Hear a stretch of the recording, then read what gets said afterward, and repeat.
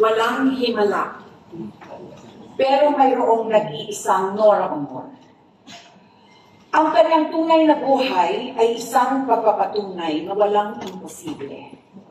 Kahit para sa isang batang nagtitinda ng tubig at mani sa rilas ng pera. Ang kanyang tunay na buhay ay nasalamin sa buhay ni na Elsa, Corazon, Delia, Flor Contemplacion at marami pang iba. But Nora Honor was even bigger than all her roles. Higit pa sa mga karakter na kanyang binigyan ng buhay, binigyan niya ng buhay ang pangarap ng milyong-milyong Pilipino. Kahit sa ang probinsya ka man manggaling, anumang hirap mo, Nora gave millions of Filipinos the most important gift, hope, pag-asa. Kung kaya ni Ate Guy, kaya ko rin. Kabilang ako sa mga Pilipino na nakita ang sarili nila kay Nora. Una kong nakita si Nora sa telebisyon sa tawag ng tanghalan. Noon pa man, nabighani na ako sa kanyang boses at sa kanyang presensya, sa kanyang ganda. Hindi pa man alam ng bansa na siya ay magiging isang phenomenon.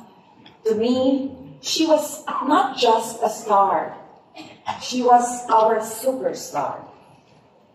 Siya noon ay 14 years old, ako ay magdodose pa lang, at tulad niya, isa din akong probinsyana.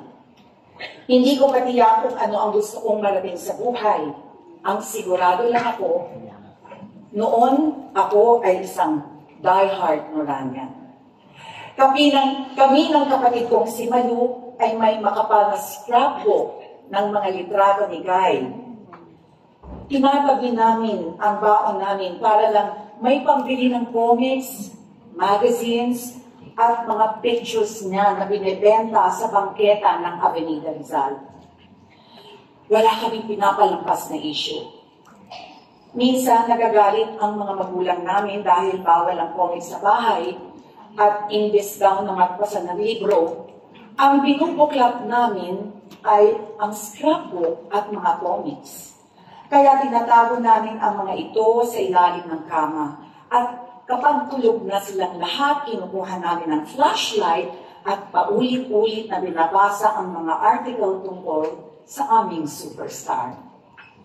At syempre, pag may pelikula si Nora, pipila kami kahit alas 8 pa lang ng umaga, kahit siksikan at kahit standing room only. Invested kami sa kanya. Kinikilig kami sa love life niya. Naiiyak sa mga pinagdadaanan niya. Nagagalit kapag may naninira sa kanya. Minsan sa eskwelahan, mayroon akong kaklase na sinabing, hindi daw bagay mag-artista si Nora dahil siya daw ay maitim. Alam niyo na ang nangyari. Ginera ko ang kaklase ko. Walang poise. Bawal magsabi ng hindi maganda ang aking superstar. At milyon-milyon kaming katulad ko para kay Nora. Tuwing may mga pagkakataon ng paglabas niya sa mga TV shows at iba pang mga personal appearances, dagsaan lahat kaming mga fans na kilig at mangiyak-ngiyak kasi nakita namin si Nora nakangiti at kumakaway. May mga fans na umaakyat ng bakod, hinihimatay, nag-aalay ng kwintas na sampagita hanggang wala nang makita sa leeg ni Nora Honor. We were called the Bakyak crowd. And we were proud of it. Dahil may superstar kami na isa sa amin. Philippine showbiz has never seen that level of adulation until Nora came. And never again after Nora. Gayunpaman, si Ate Guy ay nanatiling simpleng probinsyana at heart. Walang attachment sa glamour, fame, or wealth. Ang naging mahalaga sa kanya ay ang kanyang dedikasyon sa kanyang craft dahil yun ang kanyang sukli sa pagmamahal ng kanyang mga tagahanga. Napapanood natin siya hindi bilang isang artista, kundi isang tunay na tao sa mundo ng kanyang karakter na ginagampanan. Hindi siya takot magpakita ng kahinaan. Hindi siya takot pumangit.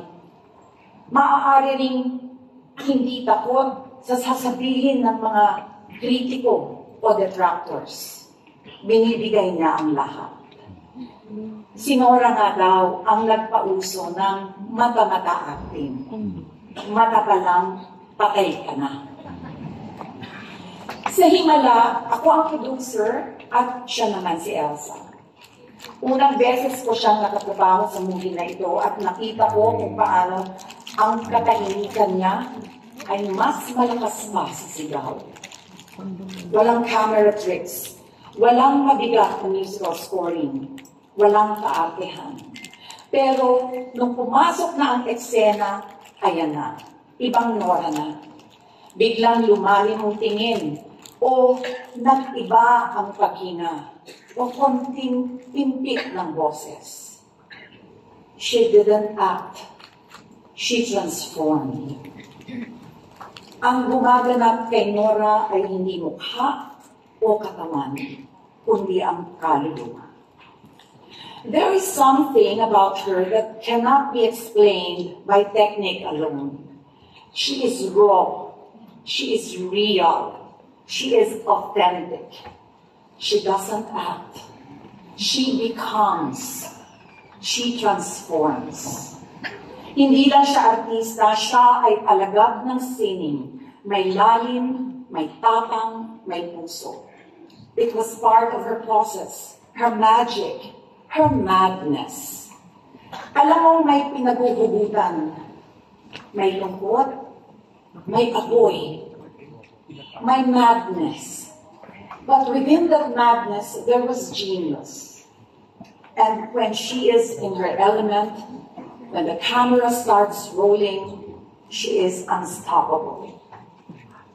Himala was very memorable for us. Isa ito sa piling-piling projects ng Experimental Cinema of the Philippines noon. At ito rin ang kauna-unahang pelikulang ni-restore ng sagip pelikula ng ABS-CBN. Award-winning ang mga roles at pelikula ng ating minamahal. Pero para sa akin, makulay din ang daigdig ni Nora.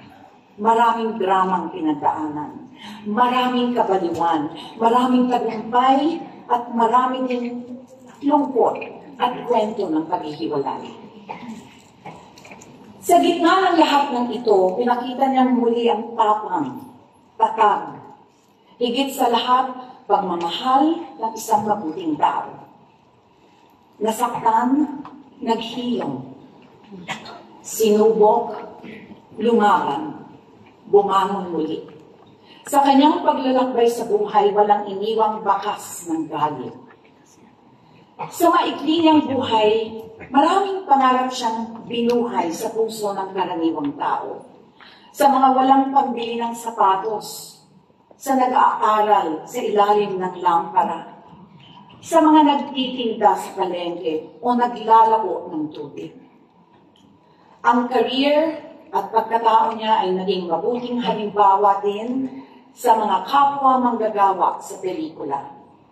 Pinakita niya ang kahalagahan ng pinsay, ng pagmamahal sa fans, ng pakikipagkapwa-tao. Ang simpleng Norang nagwagi sa tawag ng tanghalan noong 1967 ay ang simpleng Nora hanggang sa huling araw niya. Mahirap magpaalam sa isang taong nakaukit sa iyong puso. Makakahanap lamang tayo ng ginhawa sa katotohanan ang kanyang alaala ay walang kamatayan. Alam ko pong Nora Aunor means so much more to so many. She is an empowered woman, a wife, a mother, a lover, an actress, a complicated person, a genius, a national artist. Pero para sa aming mga solid Noranians, Nora is our ate guy, our superstar. She was a legend.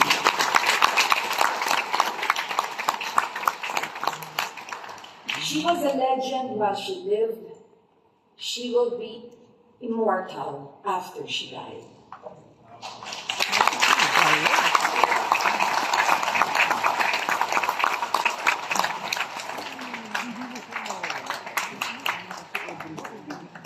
Thank you.